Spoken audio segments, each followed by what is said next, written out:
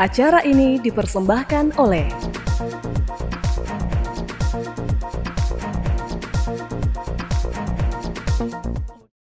Halo pemirsa Unhas TV, senang sekali saya Iva Syarahman dapat kembali menjumpai Anda dalam Unhas Daily. Dalam beberapa menit ke depan kami akan menyajikan berita-berita terpercaya hanya untuk Anda. Pemirsa, Universitas Hasanuddin resmi melakukan soft launching kampus program studi di luar kampus utama atau PSDKU di Jakarta. Rencananya kampus Unhas Jakarta akan membuka 6 prodi bagi jenjang S2 dan S3. Sebagai kampus yang sudah berbadan hukum, Universitas Hasanuddin Makassar kembali mengambil langkah strategis dalam meningkatkan kualitas pendidikan melalui peresmian kampus program studi di luar kampus utama atau PSDKU di Jakarta. Soft launching ini digelar pada Sabtu 14 Desember 2024. Pemotongan pita oleh Rektor Unhas Profesor Dr. Insinyur Jamaluddin Jompa MSc yang didampingi para wakil rektor, ketua majelis wali amanat hingga perwakilan dari senat akademik menandai peresmian kampus PSDKU Unhas di Jakarta.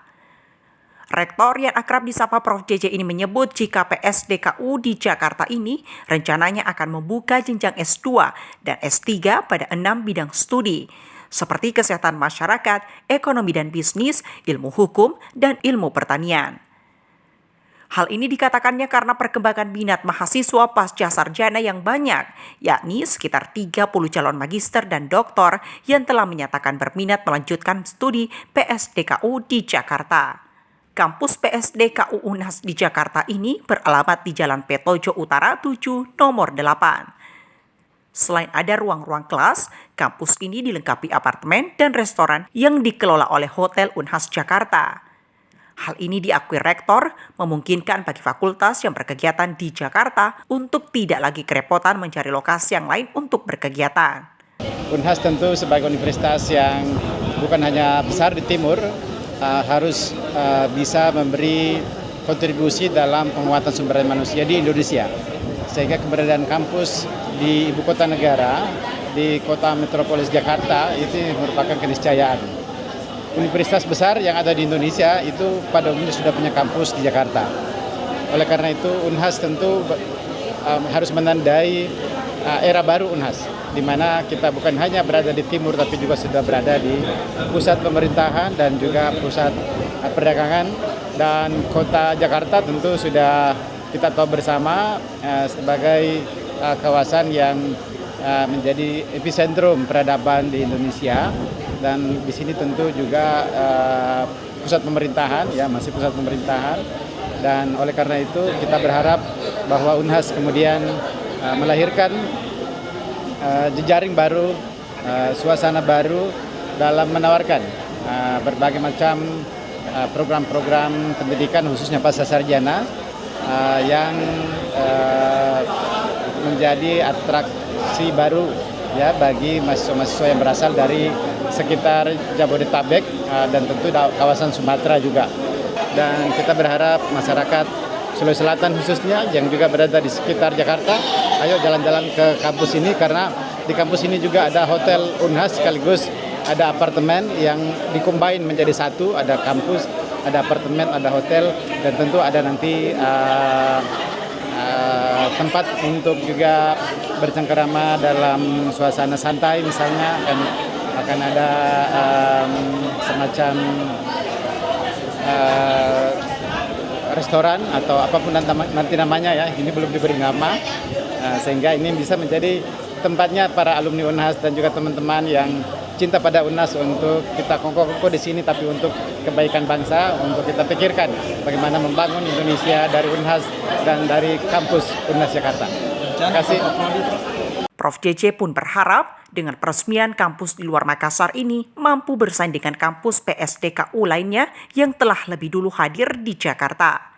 Dengan menawarkan program-program pendidikan berkualitas dengan harga yang lebih terjangkau, diharapnya bisa melahirkan suasana dan jejaring baru, serta menjadikan Unhas semakin kuat dan besar.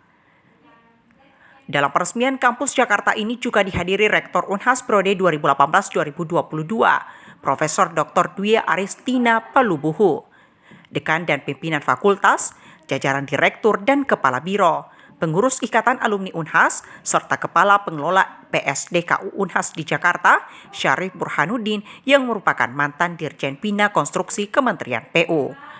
Zulkarnain, Muhammad Akbar, Unhas TV. Pemirsa, sebanyak 4 film pendek terbaru karya mahasiswa Universitas Hasanuddin Makassar ditayangkan dalam kegiatan screening film ke-20 UKM Liga Film. Ini menandai panggung apresiasi sekaligus akhir dari Diksar anggota baru. Beginilah keseruan para penonton dalam kemeriahan screening film ke-20 oleh unit kegiatan mahasiswa Liga Film Universitas Hasanuddin Makassar. Kegiatan ini dilaksanakan di Barugaan di Pangeran Petarani Unhas pada Jumat 13 Desember 2024. Acara ini menayangkan 4 film hasil karya terbaik dari pendidikan dasar anggota baru UKM Liga Film Unhas. 4 film dengan genre berbeda-beda itu berjudul Salto Fish, Weser Kanan Belok Kiri, Bangkit dari Kubur, dan Dinding Hayalan.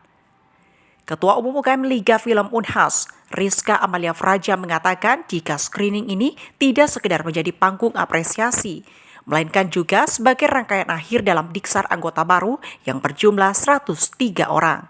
Mahasiswa Ilmu Pemerintahan 2022 ini berharap dengan bergabungnya 103 anggota baru ini ke dalam keluarga besar UKM Liga Film Mahasiswa Unhas tidak menurunkan semangat mereka untuk terus berkarya dalam dunia film. Sementara 4 film terbaru dalam screening ini diharapnya bisa mendapatkan apresiasi yang baik dari seluruh lapisan masyarakat. Jadi ini adalah screening ke-20 Liga Film Mahasiswa Unhas.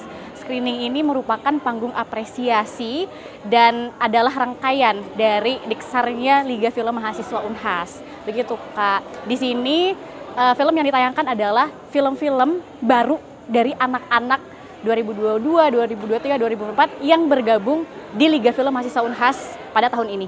Kemarin itu yang ikut berkolaborasi, yang ikut tergabung di Liga Film ada kurang lebih 103 orang.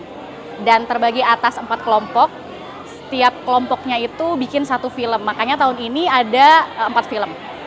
Sutradara dalam film berjudul Salto Alfaiz Satriadi Podungge menyebut jika film ini terinspirasi dari isu pelecehan seksual yang marak terjadi. Mahasiswa Statistika 2023 yang kerap disapa Al ini mengatakan jika film Salto Fish menceritakan gadis remaja bernama Rini yang mendapatkan pelecehan oleh guru mengajinya.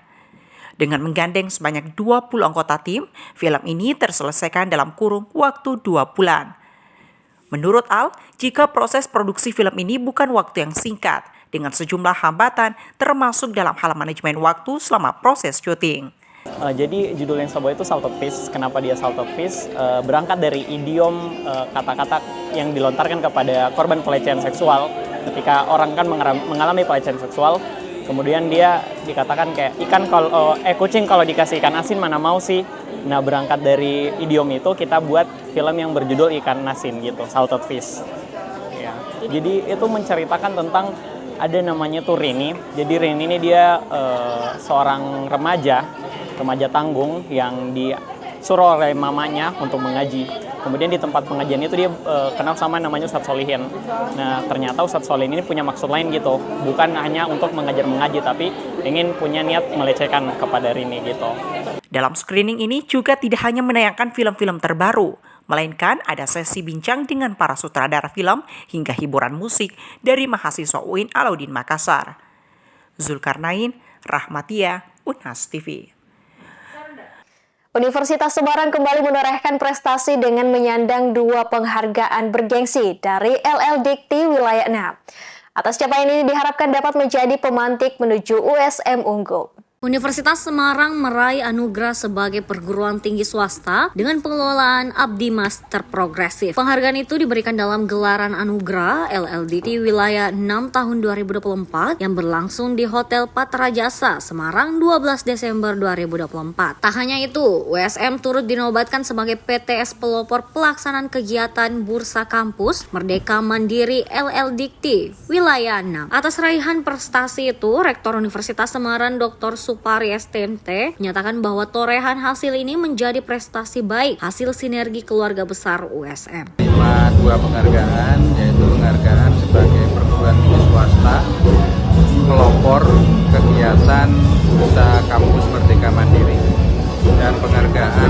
sebagai perguruan tinggi swasta dengan pengelolaan pengabdian kepada masyarakat yang terprogresif. Ini tentu saja menjadi sebuah kebanggaan untuk USM, dan terima kasih kepada LDIKTI yang memang memonitor perguruan tinggi swasta dan perguruan tinggi negeri di Jawa Tengah. Penghargaan ini sekaligus sebagai bukti bahwa usaha-usaha keluarga besar USM ini juga diamati oleh pemerintah, dan ini karya kita bersama. Keberhasilan USM menyandang 2 anugerah itu diharapkan dapat menjadi pemantik untuk terus meningkatkan kualitas mutu dan layanan yang dimiliki dalam penerapan Tridharma Perguruan Tinggi. Kepala LLDIKTI Wilayah 6, Dr. Bimo Widyo Andoko SHMH, turut berharap capaian hasil ini dapat menjadi penyemangat untuk mencapai USM unggul. Ketika kita berikan anugerah, tentu saja ini menjadi penyemangat untuk terus bergerak, terus maju menuju unggul tadi. Ini kan unggul itu kan bisa kita siapkan, kita desain ya. Dengan capaian USM ini ada pertambahan guru besar, mudah-mudahan itu bisa tercapai. Dan juga dalam hal pengelolaan ke depannya juga USM saya harapkan juga bisa lebih baik lagi untuk meningkatkan daya saingnya di antara teman-teman di LLDIKTI lain ya. Kalau di LLDIKTI Jawa Tengah kan kita prinsipnya bukannya persaingan tapi sharing resource gitu ya. Itu saja nanti bisa menjadi momen bagi USM untuk terus bergerak, terus maju mencapai universitas unggul.